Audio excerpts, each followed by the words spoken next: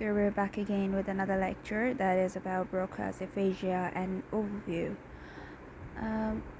Broca's aphasia is also an aphasia that belongs to the category of non-fluent type of aphasias, and and it's involved with the lesion that is in Brodmann's area 44 to 45. Just in case if you don't remember this area, it is recommended that you go back into the lectures that we uploaded previously, and that we highlight like the lecture that is known as brain and lesion. This is where we extensively discuss this thing. So we're just moving on now. Okay, so what is the function of Broca? First of all, speech motor programming center, and it is a speech production and expressive language center as well. The lesion area for the Broca's aphasia is left frontal lobe in the posterior inferior frontal gyrus, underlying the white matter, insular lobe, deep cortical lesions of the left hemisphere, left interior inferior parietal lobe, above sylvian fissure. So the vascular damage is then again by the interior upper division of middle cerebral artery. Before jumping into the language issues or linguistic disabilities that occurs in Broca's aphasia, there are a certain set of symptoms that are non-linguistic as well.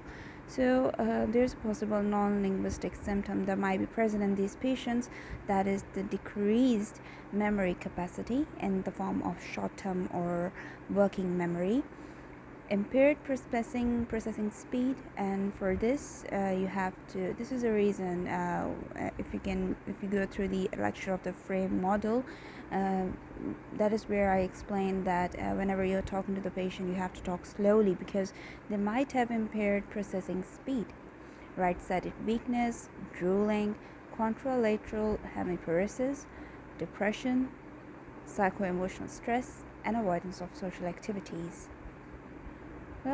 So let's jump into the language portion, shall we? Since it is a non-fluent type, the verbal output of the patient is effortful, laborious speech, slow, many pauses between syllables and words, sometimes apraxic, but not always. An example, if I have to give here today, an example, if I should quote here, is for example, the person might say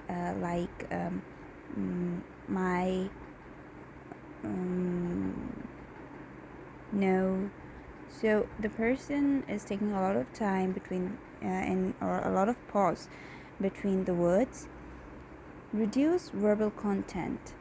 Dominantly content words, noun, verb, adjectives, and rarely adverbs. The person is more into saying the word that are carrying any specific meaning, and the person cannot say articles. Like if the person wants to say this is an apple, they would simply say apple, and there is inability for them to say this or an and stuff like that. Poor repetition. There is limited to simple word and short phrases, impaired about some same degree as conversational speech, meaning here that if the person is saying or having a verbal output of one word, they might repeat at the level of one word. They cannot repeat at the phrasal level if their verbal output is on the word level. Varying level of lexical retrieval difficulties. They might have difficulty retrieving common sounding word or commonly found word, abstract words, and also they might have difficulty retrieval of a specific phoneme. Like if they have to say apple, they might say apple, and words like that. They have poor syntax, that is a telegraphic speech. A telegraphic speech is a type of a speech that only contains the content words, like I mentioned before. Reduced. So moving on, misarticulation, common, that is, they might have distorted consonant or vowels, simplification of consonant clusters. Like if they want to say school, they might say cool. Literal paraphasia is a type of phonemic paraphasia in which a certain phoneme is substituted with another. Like if they want to say sand, they might say panned. Apraxia of speech. Reading and writing. The old reading is not quite normal as before, and it is slow due to the deficit in motor speech. Writing resembles the content of speech. Like if the person is having phonemic error in the verbal output, the same phonemic error is going to be present in writing as well. There is poor prosody. That means the person might sound like a robot. There is preserved comprehension, but it's not normal, but they have relatively preserved comprehension. They are aware of their deficits, and because of this thing they are easily demotivated and depressed because of their situation. They remember the treatment procedures and goals, so sometimes if you consult them in a very good way or tell them about their deficit and or the therapy goals, they're going to be very compliant towards the therapy. Poor naming.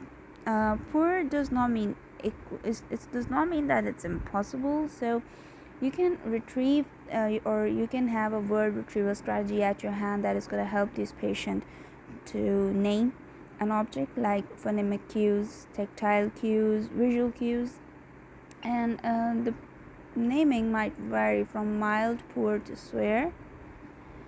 This is the cookie theft picture that we showed you in the last lecture.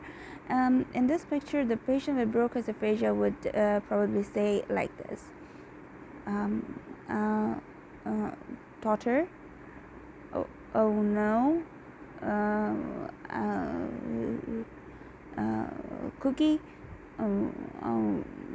stop. So this might be the verbal output that you might observe in patients having Broca's aphasia. Thank you so much for listening. Kindly like and subscribe, and if you have any questions, you can write them below in the comment section. Thank you.